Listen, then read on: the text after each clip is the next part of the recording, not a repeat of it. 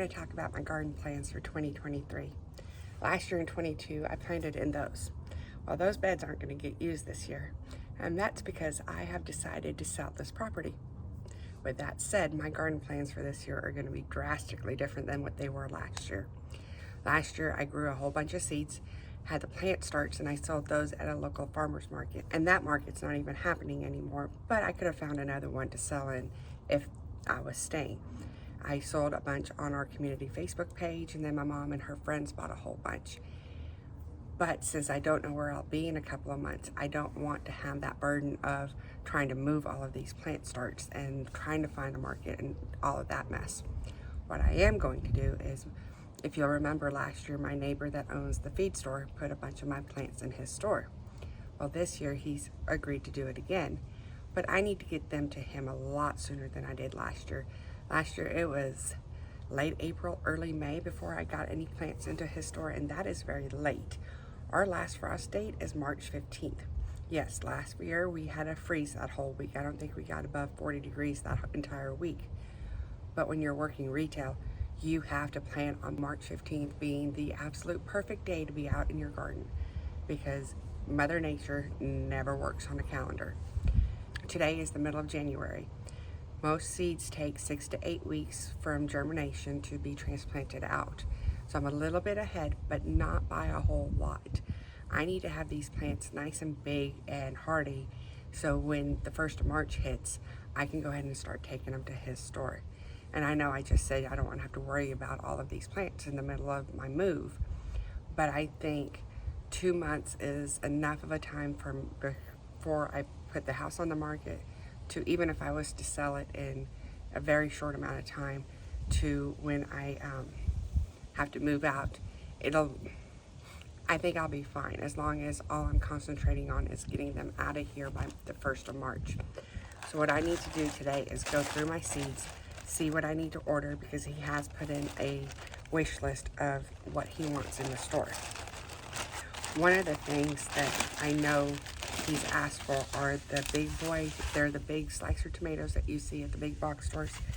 And even though I have a bunch of Brandywine tomatoes, which are big red slicer tomatoes, he asked for them by name, so I know I have to order those. But these are all my seeds from last year. I need to go through these and see what else I need to order, and then we'll go from there. Most of the seeds I got last year were from True Leaf Market, and this is their packet that they get. And if you see on the back, they have their maturity dates right there. They have the name of the seed, what the transplant date is, like, so 60 days to maturity after you transplant them out, and then a little bit about the seeds and the germination depth and all that information. I love the amount of information that they have on their packets. Last year, my garden did not as great as it could have, because we had a drought. We had several days where we were over 100 degrees every day. I would go out there and I would hand water everything twice a day for about 20-30 minutes a day. Well, that clearly was not enough, because the majority of everything I had died. I went and bought a tripod sprinkler, and with that I ran it for an hour in the morning and an hour at night. And when I did that, the plants that had survived the drought came back. So the plants that came back really did well, but not everything survived the drought. So the cucumbers, they didn't make the drought. The pickled cucumbers did, and I had quite a bit of them, but because I'm not staying, I don't want to plant those. What I can do, and the beauty of living in the South, other than having to put up with the heat, is I have a 255-day growing cycle. My last harvest this year was December 18th, and the only reason that was my last harvest is because the whole country went into that deep freeze right before Christmas. If that hadn't have hit, I'd probably still be harvesting out of there. And if I can find a place that has a garden that's already established, I'll hopefully still have time to get some of these into the ground and still get a harvest. It'll be a late fall harvest, but it'll be a harvest nonetheless. These Purple Heart tomatoes, I don't know what the deal was with these. I had a bunch of them bear fruit, and if I let them out to sit and ripen on the vine, they got too mushy by the time I went to eat them, like before I even picked them. And then if I picked them while they were still green, they never ripened. So I don't know if they're just not right for my environment or if I did something wrong, but I don't think I'll get those again. I'll get another type of heirloom dark meat tomato when I do have a proper garden. But this year I'm not gonna even worry about those. So these are the Brandywines, which I have 2 packets of them, but he asked for them by name, so I have to get the big boys. The purple tomatillos. I was so excited about these. That bed I had, it ran over with this. And I had, I don't know, 1,000 husks on there. And if you have never grown tomatillos, they first form a husk, and then the fruit develops inside the husk, and then it bursts through, and that's when it ripens. Well, the purple ones, after they burst through, they're still green, and then when they ripen, they're purple.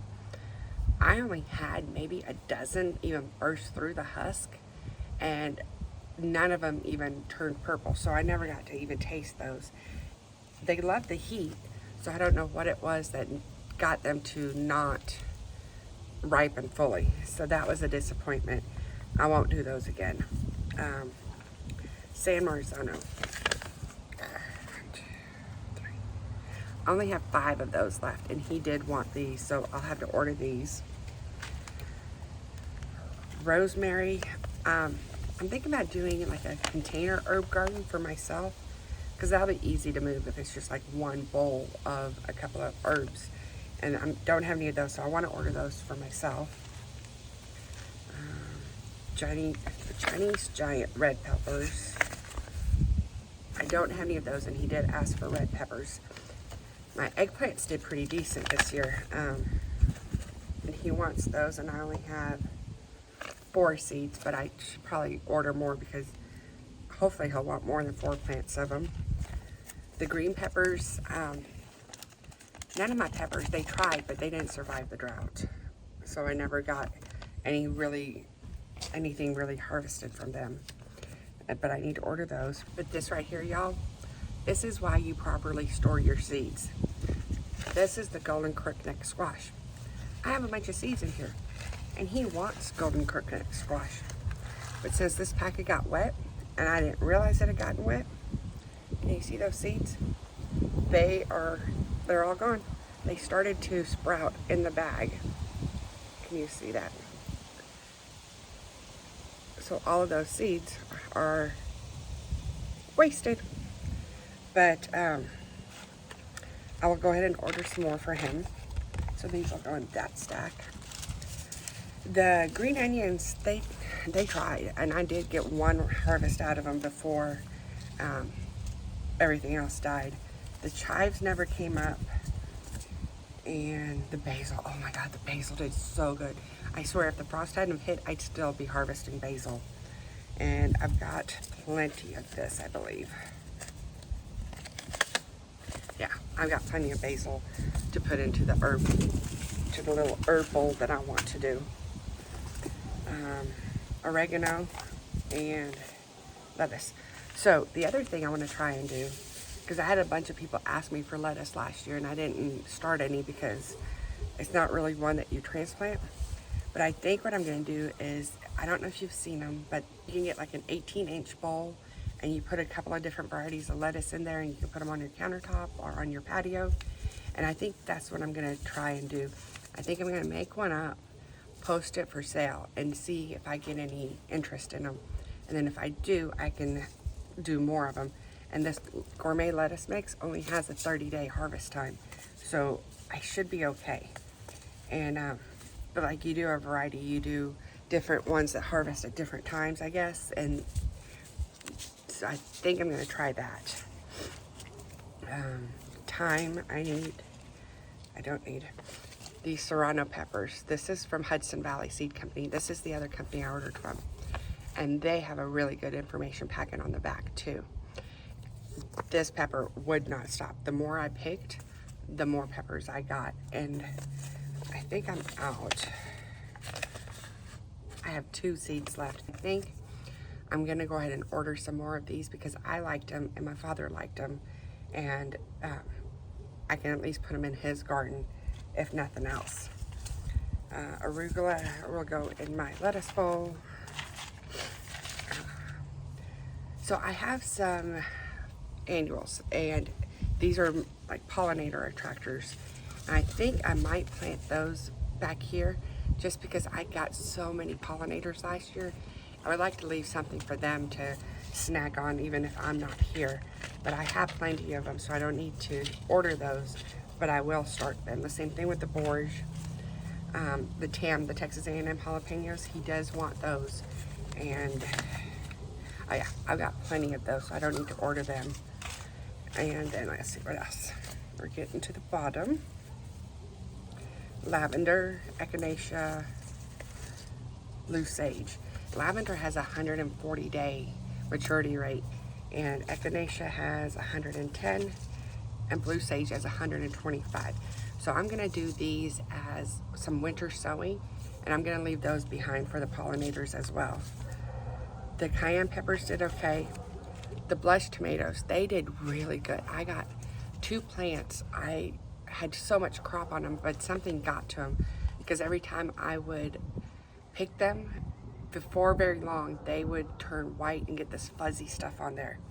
So I think it was something I did. It wasn't about these. So I'm gonna keep the packet as a reminder of what I got.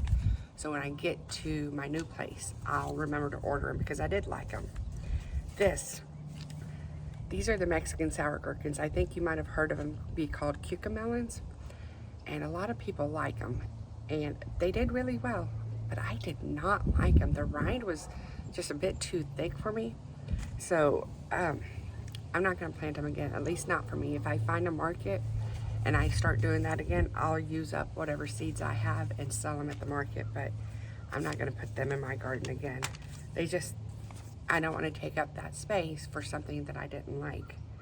The zucchini didn't survive the drought, so I don't know.